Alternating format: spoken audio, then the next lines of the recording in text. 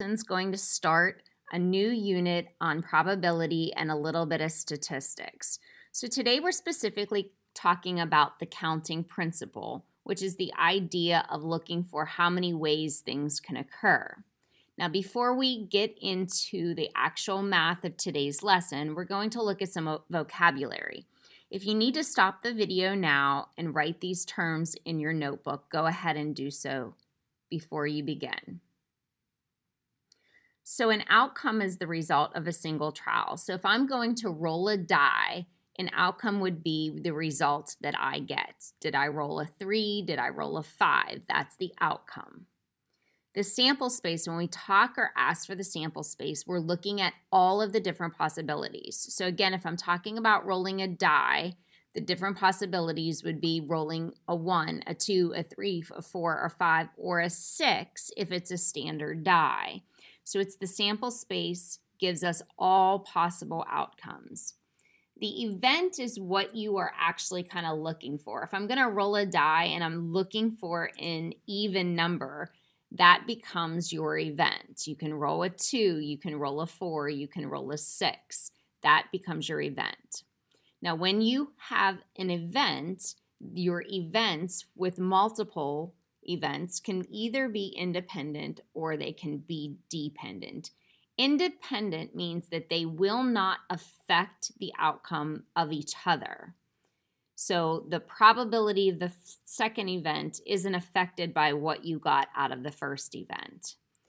Dependent, they will change. The events will affect the outcome. It will change the value of the outcome from the second event after you have performed the first. So we'll talk about that a little bit more as we move throughout the unit.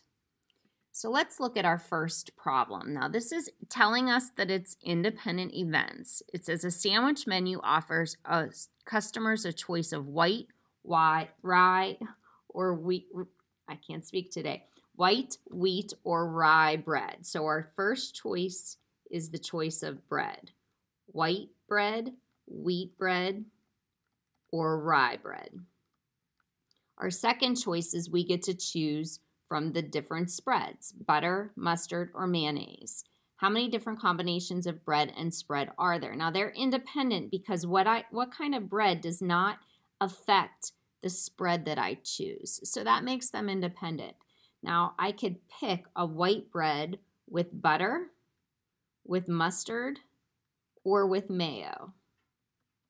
Or I could pick a wheat bread with butter.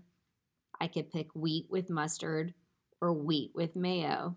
Or I could pick a rye bread with butter, rye bread with mustard, or rye bread with mayo.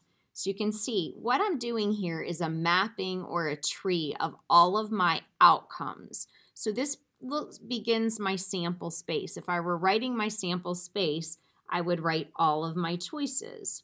White bread with butter. White bread with mustard. White bread with mayo. So you can see that I'm building my sample space by writing all of my possibilities that I get. Wheat bread with butter. Wheat with mustard, and wheat with mayo. Or I could have rye with butter, rye with mustard, or rye with mayo. So this becomes my sample space because it shows all of my choices. Now, I'm looking for what I'm going to choose. So I have 1, 2, 3, 4, 5, 6, 7, 8. I have 3, 6, 9 choices here all together in my sample space.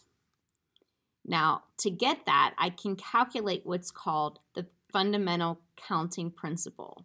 It says if event M can occur in M ways and is followed by event N that can occur in N ways, then event M followed by N can occur in M by N ways. All right, so what does that mean? So back here to our bread and our spreads.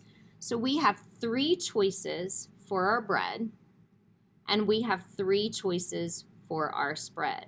So altogether, that gives us 9 choices using the fundamental counting principle. We simply take m times n, and that counts how many possibilities we have. So let's look at our second example. The Murray family is choosing from a trip to the beach or to the mountains. So we have a trip to the beach or a trip to the mountains. So our trip ideas are that we have 2. The family can select their transportation from a car. So you can see that these are independent events because we're talking about where we're going and what the transportation is. So we can choose from a car, train, or a plane. So car, train, or a plane. Car, train, or a plane, or 3 types of transportation. How many different ways can the family select a destination followed by transportation? That's going to be 6 choices in all. We can go to the beach in a car, in a train, or a plane. We can go to the mountains in a car, a train, or a plane. That gives us 6 choices with those 2 independent events. Okay, so let's look at our next example. It says, how many codes are possible if an answering machine requires a 2-digit code? Now, when we talk about digits, we're talking about the numbers from 0 all the way to 9. So that means that there are 10 choices. Now, it says it doesn't put any restrictions on this problem. So we're looking for a 2-digit code. So this is going to be the first digit, and this is going to be the second digit. So we have 10 choices for the first and 10 choices for the second. So see how these numbers are the same, using the same idea? So what this means are these are independent events. That would be 100 ways I could pick a 2-digit code. Well, what if they put a restriction on that and they said, how many ways can I pick a code if I can't repeat digits? So that would mean that I would have 10 choices, and now I have only 9 choices. So this first event are independent. These events are independent because one does not affect the other. But the second would be dependent events because the second choice is dependent on what you get in the first choice. So that drops us down to 90 different codes that we could have with the machine.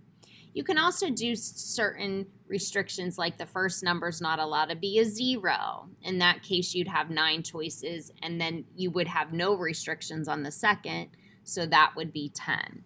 So they could have different rules for their expectations. Okay, let's look at our last example here.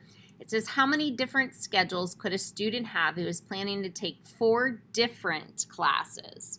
4 different classes.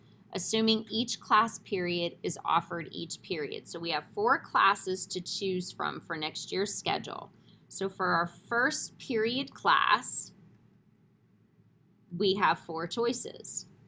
But for our second period class, we take out the choice we had in the first, and now we only have 3. So you can see that these are dependent events because I'm taking 1 out of the total. For my third period class, we're only going to have 2 choices. And then for the fourth class, we're going to be down to 1. So we would have 4 times 3 times 2 times 1, or 24 choices altogether.